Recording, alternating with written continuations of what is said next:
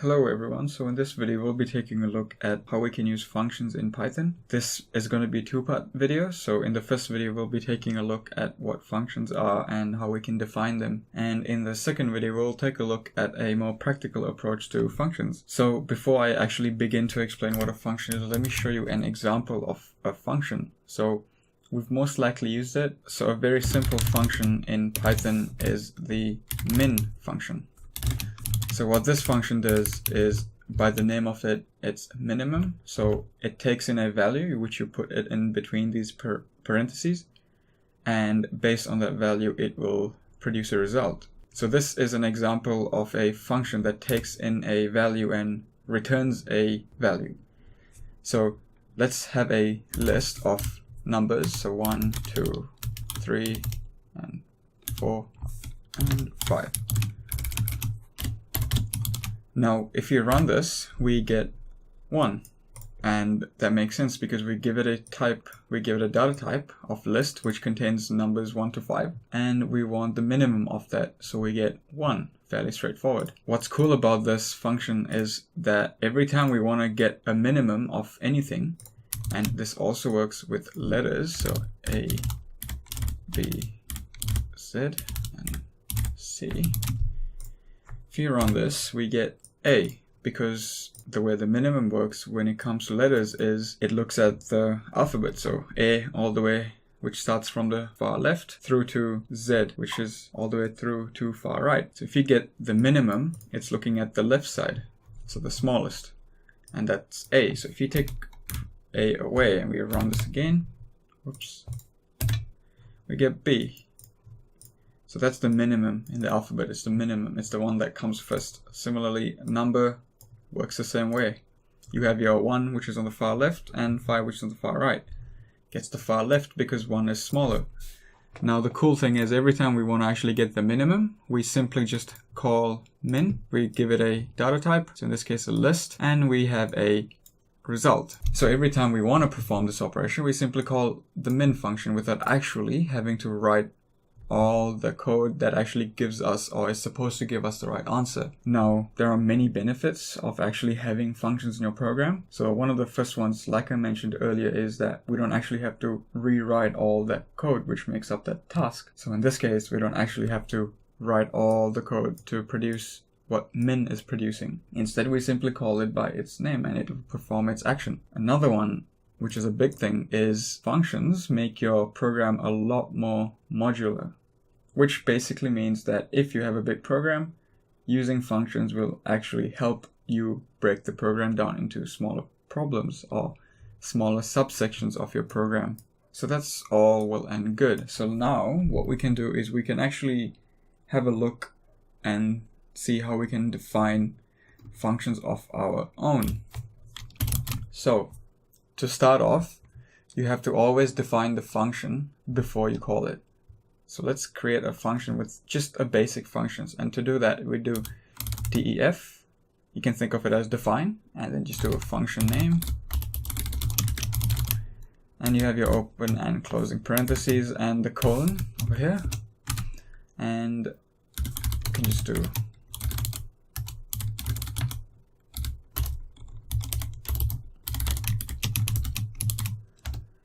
and in order to call it, we simply do function name.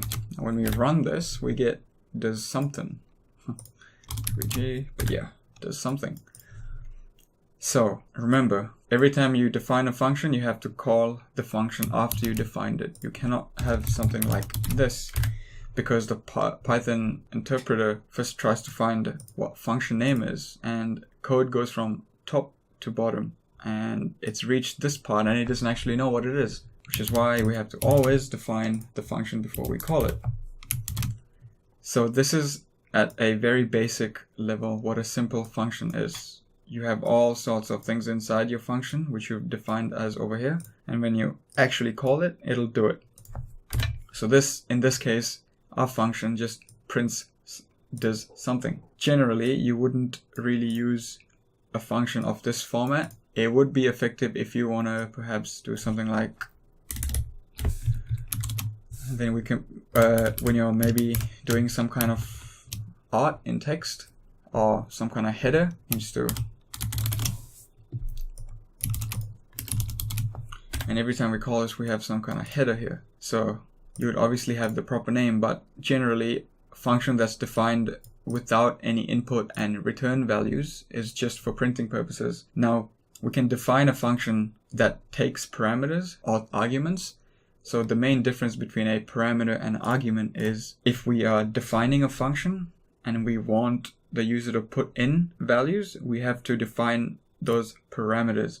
And so when we are calling that function, we would have to give it arguments. So let's have a look. So let's just do a function name, and we can have a variable called value1. And what we can do is we can just do a print where we just do times the value 1. And so if we do 5 and we run this, we get 5 stars. That's basically what this does. So it takes the stars, takes the value. If it's a number, we just do the number time however many stars will be decided by the number we've given it. So right here I've given it 5. So if you do 50, we get 50 stars. Now this is we have given it an argument, but when we define the function, we've given it, or we've defined it so that it takes in a parameter. So that's the difference. A parameter is generally used when you define a function and you want a user to be able to put in a value, and an argument is what the user will put in once it's called. So what happens when we actually don't give it an argument? We run it, we get this error. Function name, which is this one right here, what we have defined the function as, missing one required positional argument, value 1. That's basically saying, hey look, you've defined the function so that the user puts in an argument or a value, but when I ran it, I didn't get anything. So that's what this means. So every time you have a parameter defined, you want to give it to it as an argument when you're calling it. So we get 50 stars, and that's exactly what this function does. So every time we want to print 50 stars or 20 stars or 30 stars, we simply call it by the name, so function name. Ideally you would do print stars, and now when I run this, print stars 50, it'll do that. And then somewhere down the line, if I need to do it again over here, I can just do, in this case I want to do 20 stars, I can just do print stars 20 instead of actually having to write this print statement. At the moment it's not big of a deal, but when you're actually using it for real applications, then it can get a lot efficient and easy. So we have no limit to how many parameters we can have. We can also do another one, so let's call this value2. We can do print stars and equals. So now what we can do is we can change this to equal, and we can do a value2. Now what happens if I run it at the moment? We get this error, print stars is not defined. We do have print stars and equals, but not print stars because we changed the name. So let's get rid of this. We can just do print stars and equal, and let's do 50. But wait, we've got an error, because remember, if we've defined the function with 2 parameters, we have to make sure to give it 2. Let's do 10. And we get 50 stars and 10 equal signs. This is also a good way of adding 2 numbers. So we can just do a print statement where we do the sum is,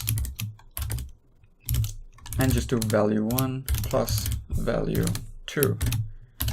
And we run this. Just change this function name. So 50 plus 10, we get 60, because that's how math works. That's cool and all. Let's have a look at a few more definitions of functions. Now we get to the real applications of functions. So all this time we've basically been either printing or giving the function a value or an argument, but we really haven't done anything with it to produce or make use of that result. Now, before I go into return values, we have to actually know how Python handles return values. So if we just take off this bit and we do a save and we run it, at the moment we get 60. So ideally, whatever this whole thing has should be 60. But let's go ahead and put this inside a print statement. And we run this. Now this is interesting. So we know 60 comes from here because it's printing. But where is this none coming from? So in Python, whenever you write a function, if it doesn't have a return value, it'll automatically return none. If it does have a return value, it would simply return whatever we are returning. So to do that, let me replace this print with a return value. Now what happens is when I print this, we get 60. Because like I mentioned earlier, if a Python function doesn't have a return statement, then you're going to get a none. But in this case, we've defined it here. So we get the actual answer. But it will not work if we haven't put it in a print statement. We get nothing. Because effectively, this is equal to this. And what happens when you run this? Nothing, because Python doesn't know what to do with this number unless we define it inside a variable like that, which we are all familiar now. And I do a print on that x. Now what happens is we've printed the value inside x, which is 60. So we can simply do add 50 and 10. We run this and we get 60 because we are taking two numbers as two arguments. And if you look at the definition of the function, we have value 1 and value 2. We take the two values, add them together. So this should be 60 right here. And then we return the value. So in this case, this whole thing becomes 60, like that. And now x has that. So print it and we get 60, which is pretty cool. Very useful. So now let's go ahead and continue with a few more examples. So what if we wanted to return more than one value? That's fine as well. So let me just change the name of this function. So I can just call this sum of value and subtraction. So obviously you wouldn't really have a function with this kind of name because this is just an example. So I want to have two return values. I would simply have my return as is. So this does the sum of value. And if I wanted to know what 50 minus 10 is, I can just do a comma. And I can do value 1 minus value 2. Now what happens when I run it? Whoops. Yep, so add doesn't exist. So because we changed the function name and I run it, we get 60 and 40. Pretty cool. So say I wanted to access the sum part of it, because this is a tuple, and I know this because I can do a type. We know it's a tuple, and we've gone over this in a previous video. Tuples work in indexes, so I can access the first element as such, and I can do x, and that would get me the subtraction part. So this bit over here is equal, or is the same as 50 plus 60, comma, 50 minus 10, and 50 plus 10 and 50 minus 10, which is, you can think of it like this. So 40, that becomes 40, and this becomes 60. And now this is a tuple. When we run this, we get the same thing. Because if you remember, whatever value passed and followed by a comma and anything else is a tuple. Even if this 40 wasn't there, we run it, well, this is giving us an error. So if I just do a print, we get a tuple, which is cool. So that's how that works. So that's how you can have more than one return statement. Now we can also have a look at optional parameters.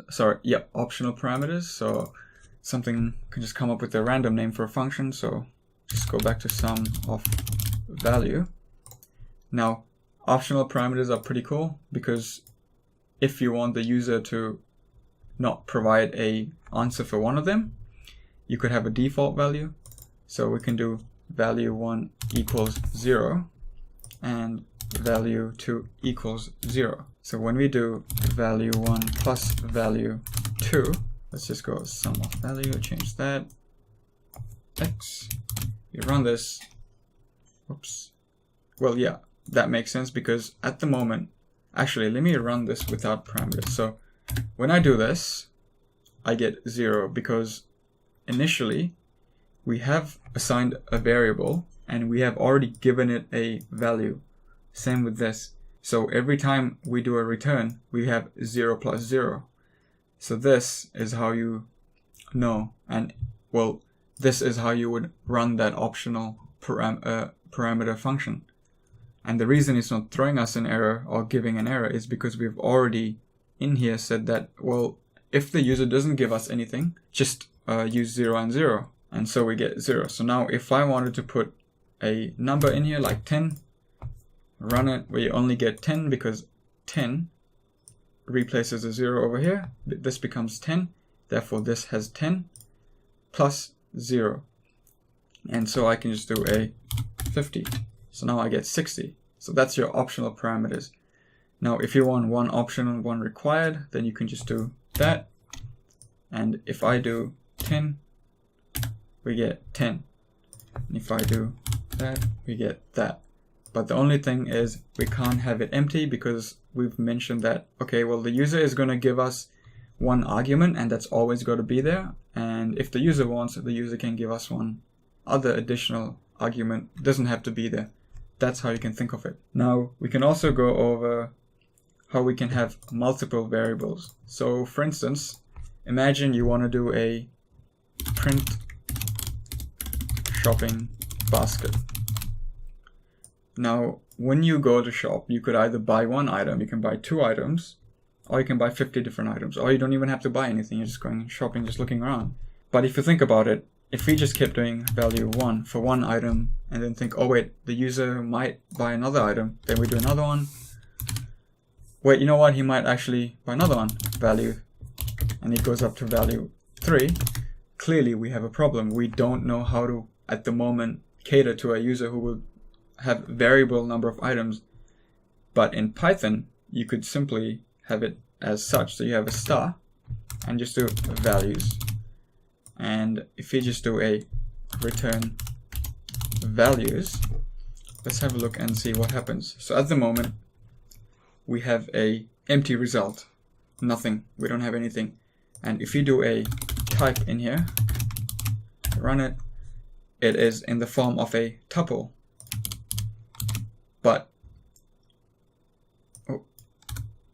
But say the user actually goes and buys items, so we can simply do a, he buys apples,